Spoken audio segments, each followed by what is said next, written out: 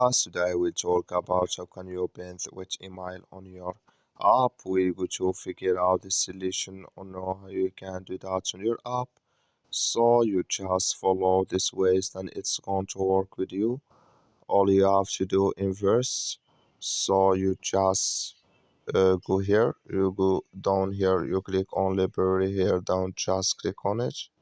So then you come to your library, it's going to show for you like this. So then here you go above this sign, click on it, then it's going to take you to your profile, it's going to show for you like this. You go above this sign, click on it here, sorry, click in this sign. So then you come to next here, it's going to show for you like this. Click here on band which email, just click on it.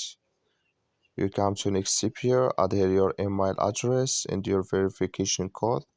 Then here password and here enter password, click on done, then it's going to add with you.